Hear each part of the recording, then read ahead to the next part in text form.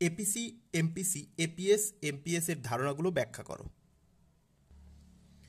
এক্ষেত্রে এপিসি এবং এমপিসি এই দুটো হচ্ছে ভোগের সাথে সম্পর্কিত, এপিএস, এমপিএস এই দুটো হচ্ছে সঞ্চয়ের সাথে সম্পর্কিত। সেক্ষেত্রে ভোগ এবং সঞ্চয় বলতে কি বোঝো আমরা সেটা একটু দেখে নিই। ব্যবহারের মাধ্যমে দ্রব্য এবং সেবার উপযোগ নিঃশেষ করাকে ভোগ বলা হয়। অর্থাৎ ব্যবহারের মাধ্যমে যেসব দ্রব্য এবং সেবা আছে এর যে উপযোগ আছে, অন্তর্নিহিত যে উপকারিতা আছে সেটা নিঃশেষ করা বা শেষ করাকে ভোগ বলা হয়। আমরা অন্যভাবে যদি বলি যে মানুষের আয় থেকে যে অংশটা ব্যবহার করে সেটাই হচ্ছে ভোগ। আবার সঞ্চয় কি, অন্যদিকে মানুষের আয় থেকে ভোগ ব্যয় বাদ দিলে যা অবশিষ্ট থাকে তাকে হচ্ছে সঞ্চয় বলা হয়। তার মানে মানুষের আয় দুটো ভাগে বিভক্ত, একটা হচ্ছে ভোগ করে আর একটা হচ্ছে সঞ্চয় করে। এবার আমরা এপিসি দেখব। এপিসি এপিসি এর পুনরূপ হচ্ছে অ্যাভারেজ প্রোপেনসিটি টু কনজিউম বা গড় ভোগ প্রবণতা। মোট ভোগ ব্যয়কে মোট আয় দ্বারা ভাগ করলে গড় ভোগ প্রবণতা বা এপিসি পাওয়া যায়। অর্থাৎ মোট ভোগকে যদি আমরা মোট আয় দ্বারা ভাগ করি তাহলে এপিসি পাই। এপিসি সমান সি বাই ওয়াই। এখানে এপিসি হচ্ছে গড় ভোগ প্রবণতা, সি হচ্ছে ভোগ ব্যয়, ওয়াই হচ্ছে আয়। তাহলে ভোগকে আমরা যদি আয় দিয়ে ভাগ করি তাহলে গড় ভোগ প্রবণতা পাওয়া যায়। আমরা যদি একটা উদাহরণের সাহায্যে দেখি বিষয়টা, ধরি একজন ভোক্তার মোট আয় 100 টাকা এবং ওই ব্যক্তির ভোগ ব্যয় 80 টাকা, তাহলে এপিসি কত হবে? এখানে হচ্ছে এপিসি মানে হচ্ছে ভোগ বাই আয়। এখন ভোগ কত? ভোগ হচ্ছে 80 ভাগ হচ্ছে 100। তাহলে আমরা যদি 80কে যদি 100 দ্বারা ভাগ করি তাহলে 0.8 আসে। তার মানে যে ব্যক্তির আয় 100 টাকা এবং ভোগ ব্যয় 80 টাকা ওই ব্যক্তির হচ্ছে এপিসি হচ্ছে 0.8 টাকা। এটা হচ্ছে তার এপিসি। এখন আমরা যদি এটাকে ভোগ অপেক্ষক ব্যবহার করে দেখাতে চাই, এখানে স্বল্পমেয়াদী ভোগ অপেক্ষক C equal to A plus B Y. এক্ষেত্রে এপিসি কত হবে? এপিসি হচ্ছে সি বাই ওয়াই। এখন সি কত? এ প্লাস বিওয়াই ভোগ অপেক্ষক আর ওয়াই। এবার আমরা যদি এটাকে একটু ভাগ করি তাহলে এটাকে আমরা এভাবে লিখতে পারি, A by Y plus B Y by Y লিখতে পারি, কারণ এই প্লাস দিয়ে দুটো অংশ দুটো ভাগে বিভক্ত। এখন একে ওয়াই দ্বারা ভাগ করলে এ ওয়াই থাকে, প্লাস এই বি বি কাটা যায়, তাহলে এখানে থাকে হচ্ছে বি। তার মানে আমরা দেখলাম যে স্বল্পকালীন ভোগ অপেক্ষকে এপিসি হচ্ছে A by Y plus B.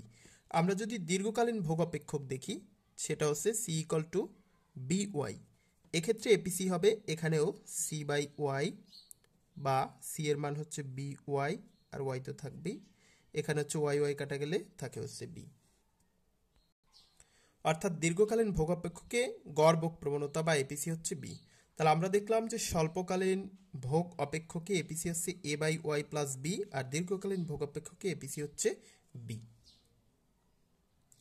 এই বিষয়টা থেকে আমরা বুঝতে পারি যে দীর্ঘকালে আয় বাড়ুক বা কমুক এপিসি একই থাকবে, অর্থাৎ বি থাকবে, কিন্তু স্বল্পকালে যদি আয় বাড়ে তাহলে এপিসির মান কমবে, আর যদি আয় কমে তাহলে এপিসির মান বাড়বে। আমরা এটা বিস্তারিত ব্যাখ্যা অন্য একটা লেকচারে আলোচনা করব। এবার আমরা এপিসিটা একটু চিত্রের সাহায্যে দেখি। চিত্রে ভূমি অক্ষে ব্যয়যোগ্য আয় দেখানো হয়েছে এবং লম্ব অক্ষে ভোগ ব্যয় দেখানো হচ্ছে। এই যে C equal to function of Y D, এটা হচ্ছে স্বল্পকালীন ভোগ অপেক্ষক বা স্বল্পকালীন ভোগ রেখা। আমরা মূলত এখানে চিত্রটা স্বল্পকালীন ভোগ রেখা দিয়ে আঁকছি, দীর্ঘকালীন ভোগ রেখা দিয়েও এটা আঁকা যায়। তাহলে এই ভোগ রেখাটা কিন্তু ভূমি অক্ষকে স্পর্শ করেনি বা মূলবিন্দুকে স্পর্শ করেনি, লম্ব অক্ষকে স্পর্শ করেছে। এর মানে হচ্ছে এটা স্বল্পকালীন ভোগ অপেক্ষক এবং এখানে স্বয়ম্ভূত ভোগ আছে, এইটুকু স্বয়ম্ভূত ভোগ। এবার আমরা দেখি যে বি বিন্দুতে এপিসি কত। বি বিন্দুতে এপিসি হচ্ছে, আমরা এখানে দেখি সি বাই ওয়াই। এখন সি কত? ও সি ওয়ান পরিমাণ, ও সি ওয়ান পরিমাণ, আর ওয়াই কত? ওয়াই মানে হচ্ছে আয়, ও ওয়াই ওয়ান পরিমাণ, এই হচ্ছে আয়। তার মানে আমরা বি বিন্দুতে এপিসি পেয়ে গেলাম। এই একই বিষয় কিন্তু দীর্ঘকালীন ভোগ অপেক্ষক দিয়ে ভোগরেখা দিয়েও দেখানো যায়। এখন পরীক্ষাতে কতটুকু লিখতে হবে? পরীক্ষাতে যদি অনেকগুলো আসে, অর্থাৎ এপিসি, এপিএস, এমপিসি, এমপিএস এরকম যদি অনেকগুলো আসে তাহলে অল্প অল্প করে লিখলে হবে। আর যদি হচ্ছে এটা 4 মার্কসের আসে তাহলে যতটুকু আলোচনা করলাম সবটুকু লিখতে হবে। অর্থাৎ কতটুকু লিখতে হবে, যদি কম তাহলে আমাদের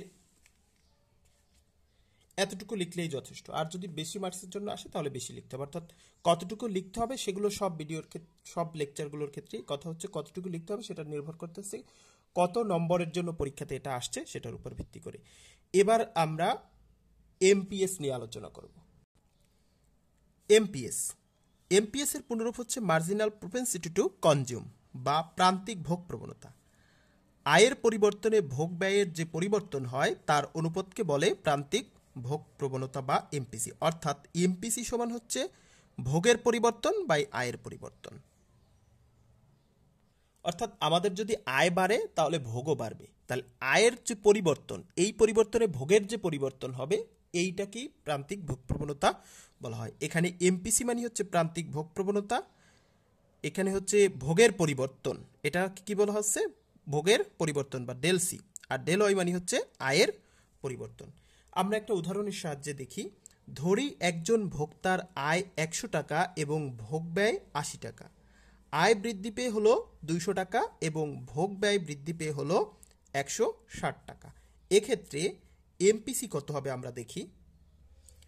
এমপিসি হচ্ছে ভোগের পরিবর্তন বাই আয়ের পরিবর্তন। এখন ভোগের পরিবর্তন দেখি, আগে আয় ছিল হচ্ছে, ভোগের পরিবর্তন দেখি, আগে ভোগ ছিল হচ্ছে 80 টাকা আর এখন ভোগ হয়েছে 160 টাকা। তাহলে ভোগের পরিবর্তন কত? 160 বিয়োগ 80। আর আয়ের পরিবর্তন, আয়ের পরিবর্তন কি? পূর্বে আয় ছিল 100 টাকা, এখন আয় হয়েছে 200 টাকা। তাহলে আয়ের পরিবর্তন কত হয়েছে? 200 বিয়োগ 100। এখানে হলো 160 থেকে 80 গেলে থাকে হচ্ছে 80, আর এখানে হচ্ছে 200 থেকে 100 গেলে থাকে হচ্ছে 100। তার মানে হচ্ছে 0.8। তার মানে দেখলাম আয়ের পরিবর্তনে ভোগ ব্যয়ের যে পরিবর্তন হয়েছে সেখান থেকে আমরা প্রান্তিক ভোগ প্রবণতা বের করলাম। প্রান্তিক ভোগ প্রবণতার মান হচ্ছে 0.8। এর দ্বারা বোঝাচ্ছে যে মানুষের যদি আয় বাড়ে, এই আয়ের 80%ই হচ্ছে মানুষ ভোগ করবে, বা প্রান্তিক ভোগ প্রবণতার মান হচ্ছে 80% মানুষ ভোগ করবে। তবে এমপিসি এর মান 0 থেকে বড়, 1 থেকে ছোট হবে, কারণ আয় বাড়লে ভোগ ব্যয় বাড়ে, তবে বৃদ্ধিপ্রাপ্ত আয়ের সম্পূর্ণ অংশ ভোগ না করে একটা অংশ সঞ্চয় করে। অর্থাৎ এমপিসি এর মান বা প্রান্তিক ভোগ প্রবণতার মান সবসময় 1 থেকে ছোট হবে এবং 0 থেকে বড় হবে, কারণ আয় যদি বাড়ে, আয় বাড়লে তার উপর ভোগের একটা প্রভাব পড়বে। আয় যদি বাড়ে মানুষ ভোগটাও বাড়াবে, তবে বৃদ্ধিপ্রাপ্ত আয়ের সম্পূর্ণটা মানুষ ভোগ করবে না, একটা অংশ সঞ্চয় করবে। এই জন্য আয়ের সম্পূর্ণ অংশ যদি ভোগ করতো তাহলে এমপিসি এর মান হইতো অন। যেহেতু সম্পূর্ণ অংশ ভোগ করতেছে না, সেই জন্য এমপিসি এর মান হবে 1 থেকে খুব কম। আবার আয় বাড়লে ভোগ কিছু না কিছু বাড়বে, এই জন্য এমপিসি এর মান কখনো 0 হবে না। আমরা যদি স্বল্পমেয়াদী ভোগ অপেক্ষক ব্যবহার করে এটা বের করি, স্বল্পমেয়াদী ভোগ অপেক্ষক C equal to A plus B Y. এক্ষেত্রে এমপিসি কত হবে? Del C by del Y. এখন ডেল ডিসি বাই ডিওয়াই কত? D DY. এখানে সি এর মান বসাই, সি হচ্ছে এ প্লাস বিওয়াই। অর্থাৎ এই চলক সমীকরণটাকে যদি আমি স্বাধীন চলক ওয়াই এর সাপেক্ষে অন্তরীকরণ করি, এখন অন্তরীকরণের সিস্টেম অনুযায়ী অন্তরীকরণ করলে যার সাথে কিছু নাই সে শূন্য, যেহেতু এর সাথে কিছু নাই এ হবে শূন্য, চলক নাই। আর বি এর সাথে যেহেতু চলক আছে তাহলে একটা চলক থাকলে বাদ হয়ে যাবে, ওটা থাকবে শুধু বি। তার মানে হচ্ছে এখানে প্রান্তিক ভোগ প্রবণতার মান হয় বি, এমপিসি হয় বি। স্বল্পমেয়াদী ভোগ অপেক্ষকে আমরা এমপিসি পাইলাম বি। এবার দীর্ঘমেয়াদী ভোগ অপেক্ষক C equal to B Y. এক্ষেত্রে এমপিসি কত হবে আমরা দেখি। ডিসি বাই ডিওয়াই, এখানে ডি বাই ডিওয়াই, সি এর মান হচ্ছে বি ওয়াই। আমরা যদি একবার অন্তরীকরণ করি, অন্তরীকরণ করলে এখান থেকে ওয়াই বাদ হয়ে যাবে, থাকবে হচ্ছে বি। তার মানে আমরা দেখলাম যে স্বল্পমেয়াদী ভোগ অপেক্ষক এবং দীর্ঘমেয়াদী ভোগ অপেক্ষক উভয় ভোগ অপেক্ষকই কিন্তু এমপিসি এর মান হচ্ছে বি সমান। তার মানে হচ্ছে স্বল্পমেয়াদী এবং দীর্ঘমেয়াদী ভোগ অপেক্ষকে এমপিসি সমান। আমরা যদি বিষয়টা চিত্রের সাহায্যে ব্যাখ্যা করি, তাহলে চিত্রে ভূমি অক্ষে হচ্ছে ব্যয়যোগ্য আয় এবং লম্ব অক্ষে ভোগ ব্যয় দেখানো হচ্ছে। আর C equal to function of Y হচ্ছে স্বল্পমেয়াদী একটি ভোগ রেখা। এখানে আমরা স্বল্পমেয়াদী ভোগ রেখা দিয়ে আসছি, দীর্ঘমেয়াদী ভোগ রেখা দিয়ে দেখালেও দেখানো যাবে। আমরা যদি এখানে ধরে নিলাম মানুষ এ বিন্দুতে ভোগ করতেছে, এখন যদি বি বিন্দুতে ভোগ করে ওই ব্যক্তি, এ থেকে বি বিন্দুতে যদি যায়, তাহলে আমরা দেখি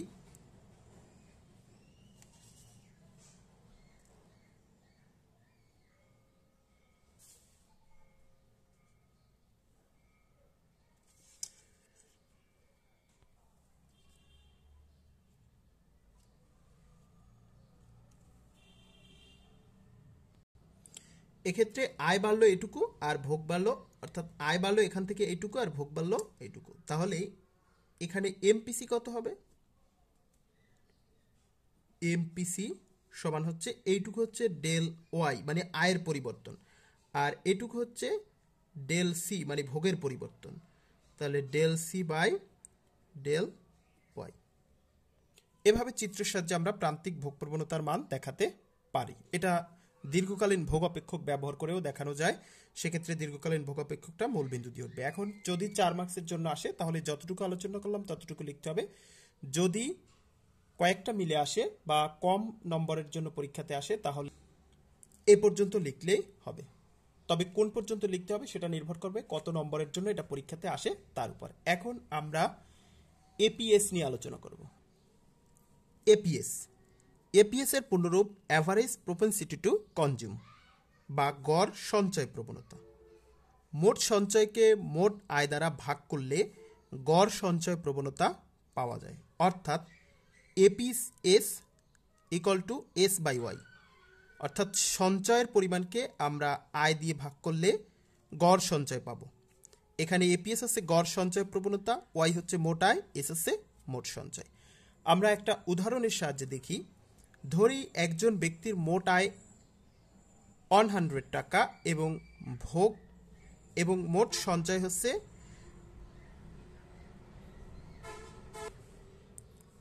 20 টাকা।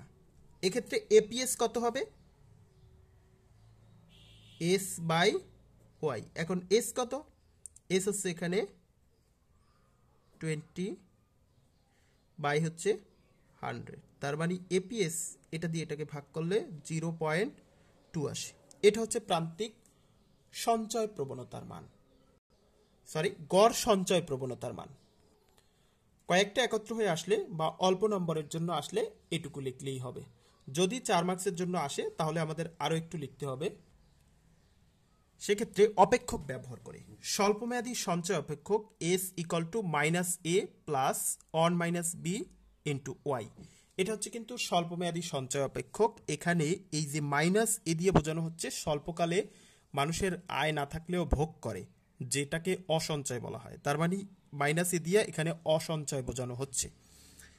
এক্ষেত্রে এপিএস হবে এস বাই ওয়াই বা সঞ্চয় বাই বা আয় সমান, আমরা সঞ্চয় অপেক্ষক লিখলাম minus A plus one minus B into Y by Y. আমরা যদি এটাকে এই প্লাস চিহ্নের কারণে এ অংশ আর এই অংশে ভাগ করি তাহলে হয় minus A by Y plus one minus B into Y by Y.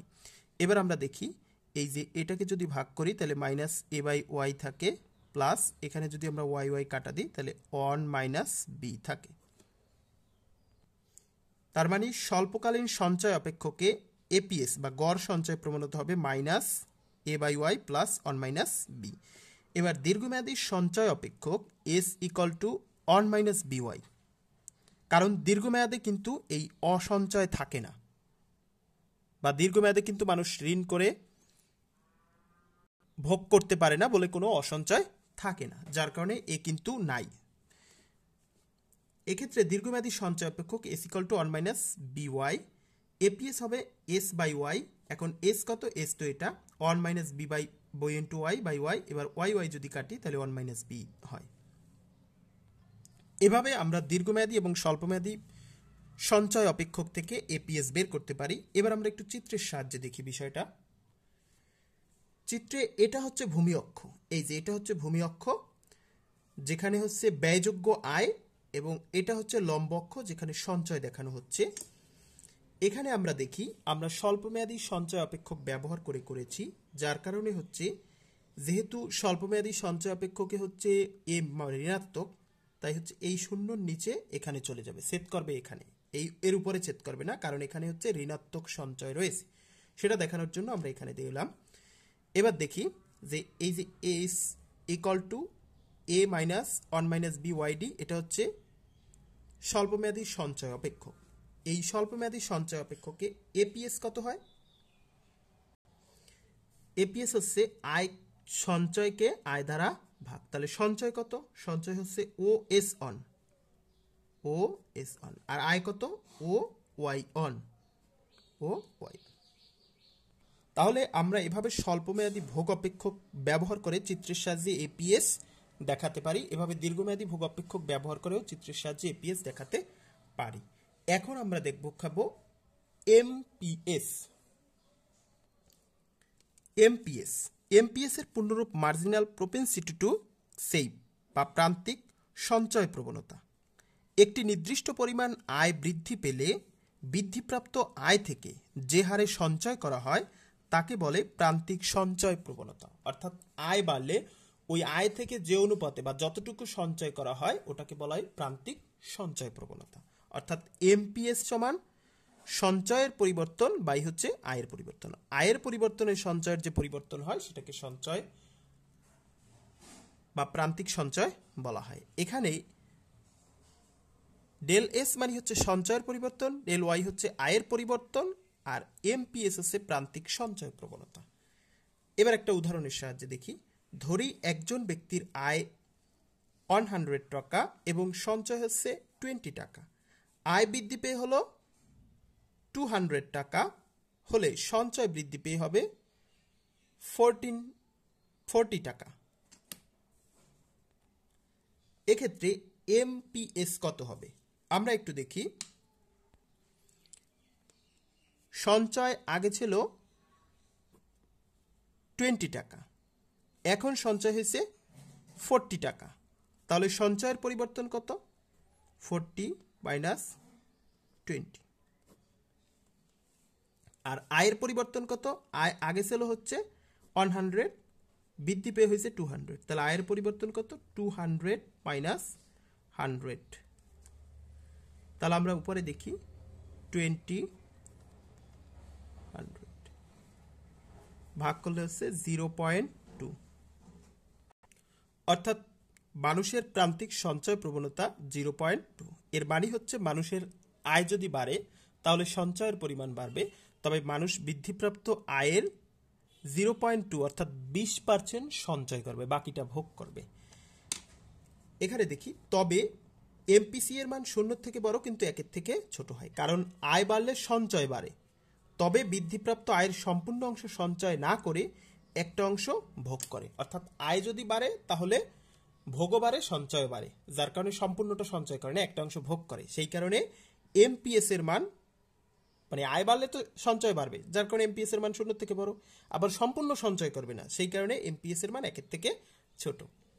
যদি কম নম্বরের জন্য আসে তাহলে এটুকু লিখলে হবে। এবার যদি এইটাই শুধু বেশি মার্কসের জন্য আসে বা 4 নম্বরের জন্য আসে তাহলে আমাদের আরেকটু বাড়াতে হবে। স্বল্পমেয়াদী সঞ্চয় অপেক্ষক S equal to minus A plus 1 minus B Y B into Y. এক্ষেত্রে ডিএস বাই ডিওয়াই বা সঞ্চয়ের পরিবর্তন বাই আয়ের পরিবর্তন, এখানে ডি বাই ডিওয়াই আর এস এর মান বসালাম minus A plus 1 minus B Y.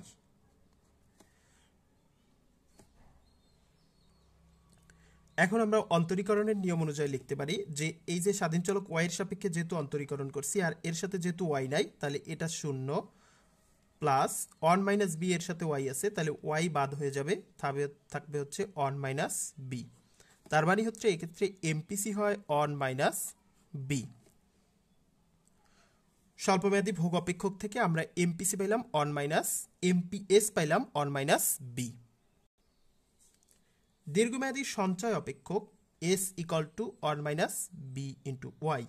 এক্ষেত্রে আমরা এমপিএস পাবো ডি বাই ডি ওয়াই, আমরা এস এর মান বসাই 1 মাইনাস বি ওয়াই এখানে অন্তরীকরণ করলে হবে, যেহেতু এর সাথে ওয়াই আছে, তাহলে হবে 1 মাইনাস বি।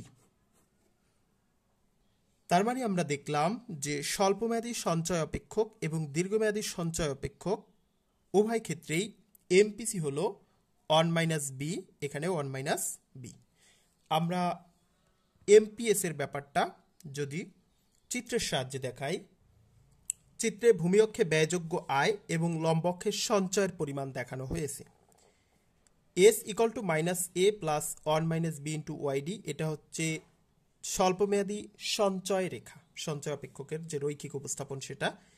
এখানে আমরা দেখলাম যে এটাও কিন্তু এই যে ভূমি অক্ষের নিচে ছেদ করছে, কারণ এখানে হচ্ছে অসঞ্চয় রয়েছে, সেই কারণে এটা ভূমি অক্ষের নিচে, ছেদক হচ্ছে ভূমি অক্ষের নিচে। এখন আমরা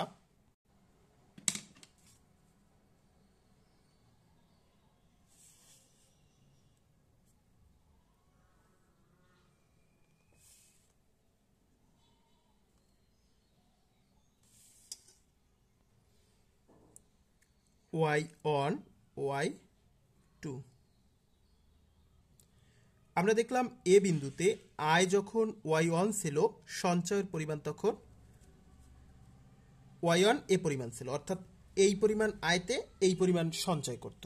এখন আয় বৃদ্ধি পেয়ে যখন ও y2 হলো, তখন সঞ্চয়ের পরিমাণ বৃদ্ধি পেয়ে y2 বি পরিমাণ হলো, অর্থাৎ আয় বাড়ল এটুকু আর সঞ্চয় বাড়ল এইটুকু, আয় বৃদ্ধি এটুকু, সঞ্চয় বৃদ্ধি এটুকু। তার মানে আয়ের পরিবর্তন হচ্ছে, এটা হচ্ছে ডেল ওয়াই, আর সঞ্চয়ের পরিবর্তন এটা হচ্ছে ডেল এস, অর্থাৎ এমপিএস হবে MPS del S by del Y. এভাবে আমরা প্রান্তিক সঞ্চয় প্রবণতার বিষয়টি আলোচনা করতে পারি। এই আলোচনাটি কেমন লাগলো সেটা কমেন্টের মাধ্যমে জানিয়ে দেওয়ার অনুরোধ রইল।